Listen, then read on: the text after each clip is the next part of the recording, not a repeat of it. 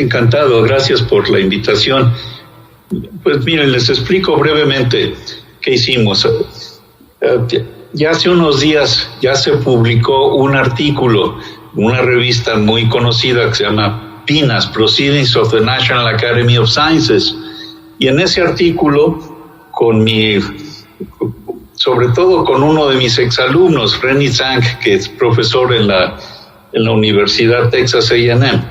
Pero en fin, el hecho es que ahí publicamos los resultados que tenemos muy, muy claros de la importancia que tiene el usar cubrebocas o mascarillas, ¿no? Ahora, ¿por qué? Les explico brevemente. Resulta que lo que nosotros hacemos en el artículo es explicar cómo unas partículas muy pequeñas que les llamamos aerosoles son las que son muy importantes para la transmisión de este virus, del COVID-19, y eso no se había reconocido muy bien. No somos los primeros en decir que estas partículas son importantes, pero sí usamos la literatura porque lo que han comprobado algunos epidemiólogos es que estas partículas pequeñas sí pueden estar contagiadas, sí son suficientemente grandes para acarrear el virus.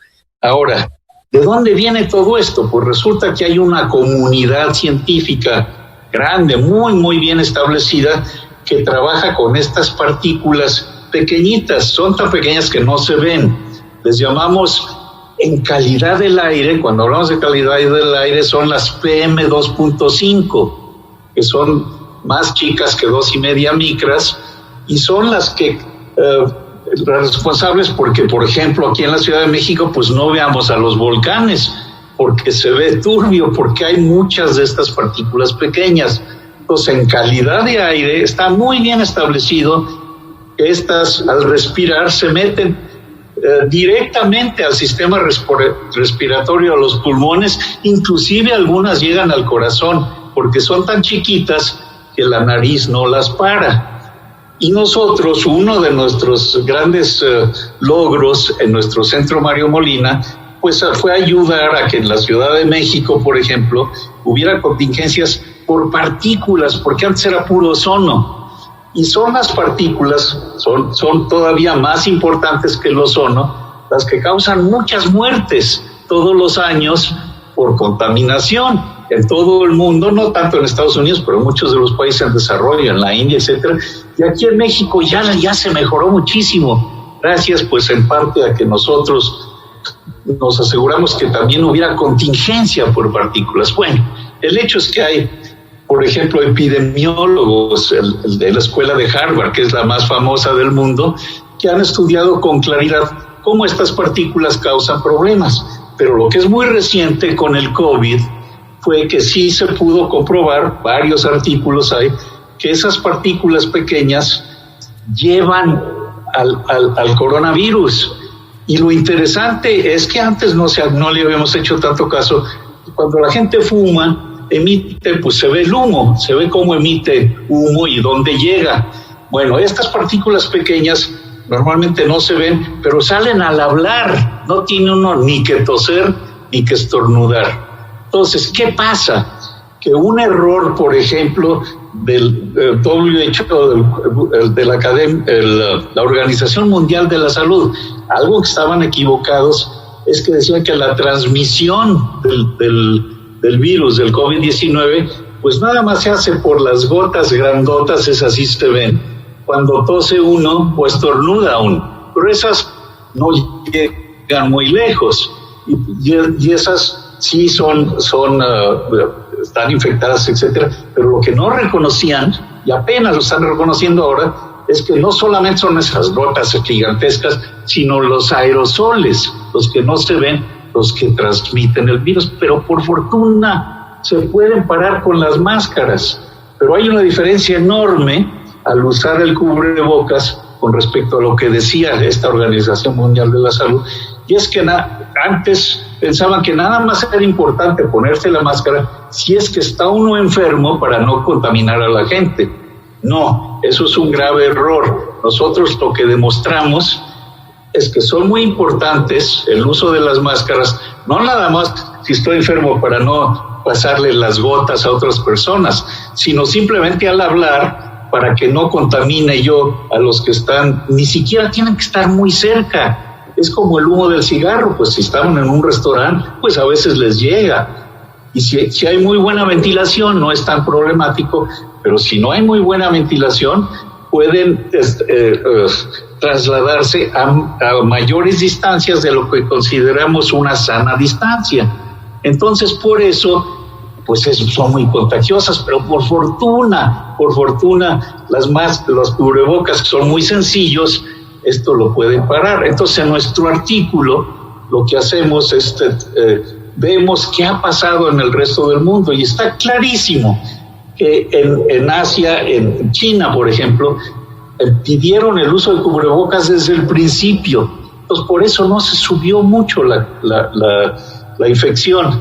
Pero en Estados Unidos no habían solicitado el uso de cubrebocas como una cosa obligatoria. Entonces, lo que vemos muy, muy claramente en Nueva York, en la ciudad de Nueva York, por ejemplo, es cómo sube el número de contagios, y cuando anuncian, pues después de semanas, cuando anuncian que hay que usar el cubrebocas como una cosa obligatoria, pues se tarda, después de unos cuantos días ya cambia totalmente la curva, porque antes hay una regresión lineal extraordinaria con una correlación estadística increíblemente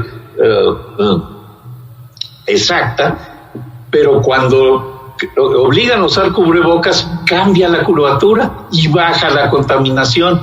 Y eso ha pasado en otros sitios también. Tenemos otro artículo que ese ya está pues todavía siendo revisado, pero en todo Estados Unidos está clarísimo, no nada más es Nueva York, pero está muy claro que en Italia también, el día que en Italia pidieron que el uso de cubrebocas fuera obligatoria, pasaron unos cuantos días y ¡pum!, se cambia la curva. Entonces nosotros tenemos observaciones, no nada más es una idea.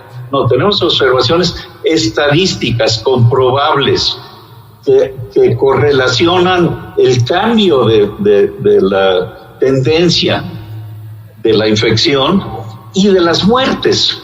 Se asocian muy, muy claramente con el día en que es obligatorio usar los cubrebocas.